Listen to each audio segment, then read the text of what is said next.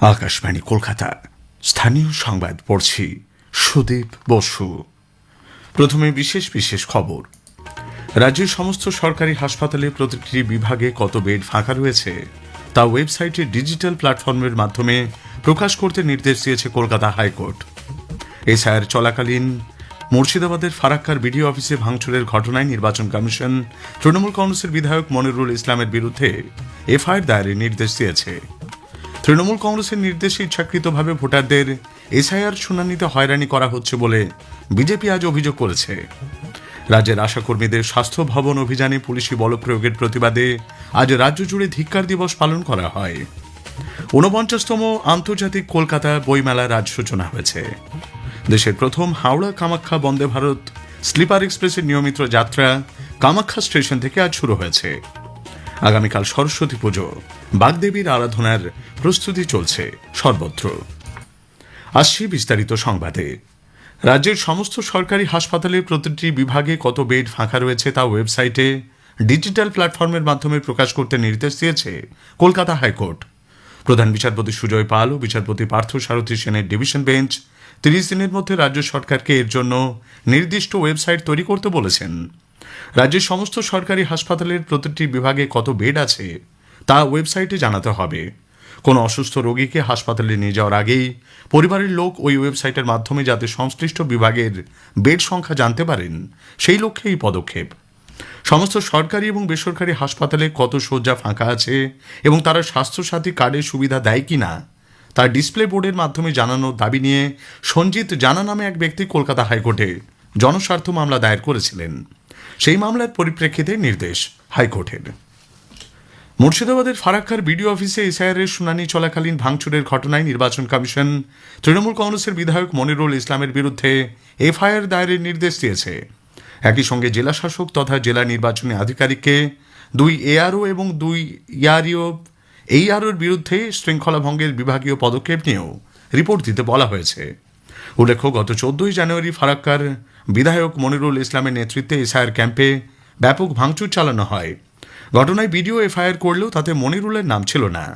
পাশাপাশি ওই দিনের ঘটনায় গ্রেপ্তার হওয়া 6 জন গতকাল জামিনে মুক্তি পেয়েছেন। তৃণমূল কংগ্রেসের তরফেও তাদের ফুলমালা দিয়ে বরণ করার কথা প্রকাশ্যে আসতেই সমালোচনার ঝড় উঠেছে।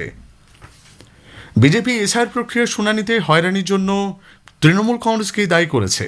কলকাতায় আজ এক সাংবাদিক বৈঠকে দলের রাজ্য সভাপতি শ্রমিক ভট্টাচার্য জানিয়েছেন, শাসক দল বিএলওদের দিয়ে এমন কিছু তথ্য নিয়মবিরুদ্ধভাবে আপলোড করিয়েছে, যার ফলে বহু বৃদ্ধ মানুষকে শুনানিতে হাজির হতে হচ্ছে।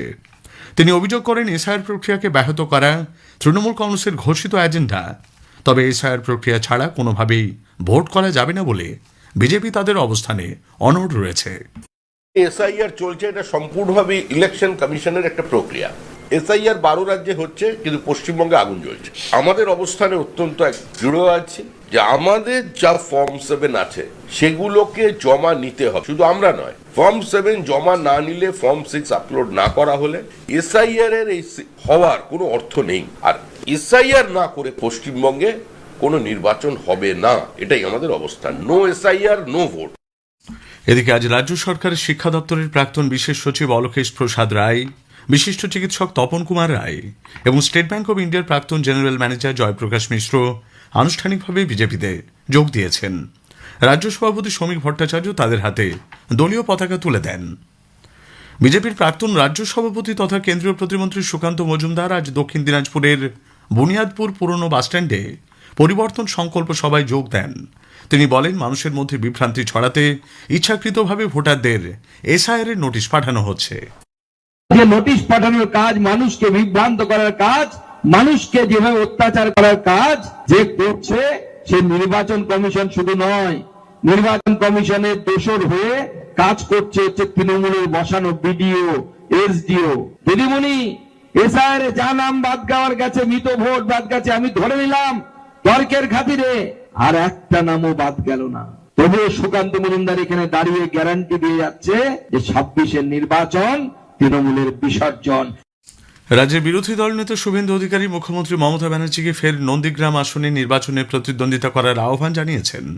আজ নন্দীগ্রামের সিদ্ধেশ্বর বাজার থেকে রিয়াপাড়া শিব মন্দির প্রাঙ্গণ পর্যন্ত ধর্মীয় শোভাযাত্রাতে অংশ নেন তিনি। বিরোধী দলের কর্মীদের পুলিশ দিয়ে লাগাতার হেনস্থা করা হচ্ছে বলে অভিযোগ করেছেন শুভেন্দুবাবু। বাঁকুড়ার ওন্দা থানার নাকাইজুড়ি এলাকায় এক বিজেপি নেতার বাড়িতে অগ্নিসংযোগের ঘটনায় চাঞ্চল্য ছড়িয়েছে। গতকাল গভীর রাতে একদল দুষ্কৃতী তাপস বারিক নামে ওই বিজেপি নেতার দোকানে লুটপাট চালায়। পরে বাড়ির বাইরে থেকে শিকল লাগিয়ে খড়ের চালে আগুন ধরিয়ে দেওয়া হয় বলে অভিযোগ। সেই সময় বাড়িতে তাপস ছাড়াও ছিলেন তার বয়স্ক বাবা মা। প্রতিবেশীরা দ্রুত শিকল খুলে দিলে কোনো মতে প্রাণে বাঁচেন তারা। দমকলের একটি ইঞ্জিন আগুন নিয়ন্ত্রণে আনে। তৃণমূল কংগ্রেস আশ্রিত দুষ্কৃতীদের বিরুদ্ধে সপরিবারে হত্যার অভিযোগ উঠলেও শাসক দল তা অস্বীকার করেছে। এর প্রতিবাদে আজ নাকাইজুড়ি পুলিশ ফাঁড়ির সামনে বিক্ষোভ দেখিয়েছেন বিজেপির নেতাকর্মীরা। রাজ্যের আশাকর্মীদের স্বাস্থ্য ভবন অভিযানে পুলিশি বলপ্রয়োগের প্রতিবাদে আজ রাজ্য জুড়ে ধিক্কার দিবস পালন করা হয়। আশাকর্মী ইউনিয়নের তরফে জানানো হয়েছে, এদিন বিভিন্ন জেলায় ব্লকে ব্লকে ধর্ণা কর্মসূচি চলে। আলিপুরদুয়ার, জলপাইগুড়ি, উত্তর 24 পরগনা, নদিয়া, বাঁকুড়া, পশ্চিম বর্ধমান সহ প্রায় সব জেলাতেই এই কর্মসূচি পালন করা হয়। সড়ক, মহাসড়ক, রেল, পরিবেশ বান্ধব শক্তির বিকাশ সহ নানান প্রকল্পের কাজ চলছে দেশে। প্রধানমন্ত্রী নরেন্দ্র মোদীর সরাসরি তত্ত্বাবধানে এই প্রকল্পগুলির বাস্তবায়নের কাজ চলছে। Pro governance and timely implementation প্রগতি পরিমণ্ডলের ভারতের মহাসড়কের বিস্তারে জাতীয় মহাসড়ক কর্তৃপক্ষ NHAI 964টি প্রকল্প হাতে নিয়েছে। এগুলির মধ্যে 273টি প্রকল্পের সরাসরি নজরদারি চালান প্রধানমন্ত্রী। প্রগতির মাধ্যমে নেওয়া প্রকল্পগুলির বাস্তবায়নের সময় উঠে আসা বিভিন্ন রকম বাধার দ্রুত সমাধানের চেষ্টা করা হয়। পশ্চিমবঙ্গে 3,930 কোটি টাকার 26টি সড়ক প্রকল্পের মধ্যে 60টি প্রকল্পের কাজ চলেছে। এ রাজ্যে সড়ক নির্মাণের সময় NHAI বেশ কয়েকটি বিষয়ে প্রতিবন্ধকতার সম্মুখীন হয়। পরবর্তী সময়ে কয়েকটি নিষ্পত্তি করে দ্রুত কাজ এগিয়ে নিয়ে যাওয়া হচ্ছে। আজকের প্রসঙ্গে শুনবেন কেন্দ্রীয় সরকারের 4 নতুন শ্রম কোডের পর্যালোচনা। আইন বিশেষজ্ঞ কলকাতার একটি বেসরকারি বিশ্ববিদ্যালয়ের আইন বিভাগের অ্যাসোসিয়েট প্রফেসর মৈনান রায়ের সঙ্গে কথা বলেছেন অভিরূপ ভট্টাচার্য। আকাশবাণী সংবাদ বিভাগ প্রযোজিত অনুষ্ঠানটি শুনবেন আজ রাত 8টায় গীতাঞ্জলি, DTH বাংলা, আকাশবাণী সংবাদ কলকাতার সোশ্যাল মিডিয়া প্ল্যাটফর্মে। স্থানীয় সংবাদ শুনছেন আকাশবাণী কলকাতা কেন্দ্র থেকে। 49তম আন্তর্জাতিক কলকাতা বইমেলার আজ সূচনা হয়েছে। সল্টলেকের বইমেলা প্রাঙ্গণের উদ্বোধন করেন মুখ্যমন্ত্রী মমতা ব্যানার্জি। প্রধান অতিথি হিসেবে উপস্থিত ছিলেন এবারের ফোকাল থিম কান্ট্রি আর্জেন্টিনার বিশিষ্ট সাহিত্যিক গুস্তাভো কানসোব্রে। রাজ্য সরকার 10 কোটি টাকা খরচ করে স্থায়ী বইবাজার, বইতীর্থ তৈরি করবে বলে মুখ্যমন্ত্রী ভাষণে জানিয়েছেন। কলকাতা বইমেলায় লোকভবনের স্টল নম্বর E86 ঘুরে দেখার জন্য রাজ্যপাল CB আনন্দ বোস মানুষের কাছে আহ্বান জানিয়েছেন। আগামীকাল সরস্বতী পুজো, বাগদেবীর আরাধনায় ইতিমধ্যেই মেতে উঠেছেন সকলে। একটি প্রতিবেদন। সকাল হবার আগেই শুরু হচ্ছে পূর্ণিমা। এই মুহূর্তে শহর, মফস্বল অথবা গঞ্জের প্রতিটি বাজার ক্রেতাদের ভিড়ে জমজমাট। ধারাবাহিক মূল্য বৃদ্ধি তো আছেই, যা যে কোনো পুজোর সময় হলে মাত্রা ছাড়িয়ে যায়। তবু সাধ্যমতো বসন্ত পঞ্চমীর আবাহনে আপামর বাঙালি আয়োজন শেষ করতে ব্যস্ত। ঘরে ঘরে চলছে আলপনা, দোয়াত, কালী, পলাশ ফুল, বিভিন্ন বাদ্যযন্ত্র নিয়ে প্রতিমার সাজসজ্জা। স্কুলে স্কুলে সন্ধ্যার পরেও ছাত্রছাত্রীরা মণ্ডপ সজ্জায় ব্যস্ত রয়েছে। ফল ও ফুলের দাম শুনে ক্রেতারা ভ্রু কুঁচকেছেন। অন্যদিকে অনেক বাড়িতেই রয়েছে আজ গোটা রান্নার আয়োজন। সবজির বাজারও অগ্নিমূল্য। এরই মধ্যে প্রতিটি বাজারে চোখে পড়েছে হরেক প্রজাতির নতুন কুল, যা এই পুজোর অন্যতম উপাদান। কাশফিন নাহার, আকাশবাণী সংবাদ, কলকাতা। সরস্বতী পুজোয় রাজ্যের সর্বত্রই তাপমাত্রা আগামী দুদিনে আরও কিছুটা কমতে পারে বলে আবহাওয়া দপ্তরের পূর্বাঞ্চলীয় প্রধান ডক্টর হবিবুর রহমান বিশ্বাস জানিয়েছেন। হাওড়া কামাখ্যা হাওড়া বন্দে ভারত স্লিপার এক্সপ্রেসের নিয়মিত যাত্রা কামাখ্যা স্টেশন থেকে আজ শুরু হয়েছে। ট্রেনটি সন্ধে 6:15 নাগাদ কামাখ্যা ছেড়ে আগামীকাল সকাল 8:15 হাওড়ায় পৌঁছবে। ফিরতি ট্রেন সন্ধে 6:20 হাওড়া থেকে ছেড়ে পরদিন সেটি আবার সকাল 8:20 কামাখ্যা পৌঁছবে। শেষ করার আগে স্থানীয় সংবাদের বিশেষ কিছু অংশ আরও একবার। রাজ্যের সমস্ত সরকারি হাসপাতালে প্রতিটি বিভাগে কত বেড ফাঁকা রয়েছে তা ওয়েবসাইটের মাধ্যমে প্রকাশ করতে নির্দেশ দিয়েছে কলকাতা হাইকোর্ট।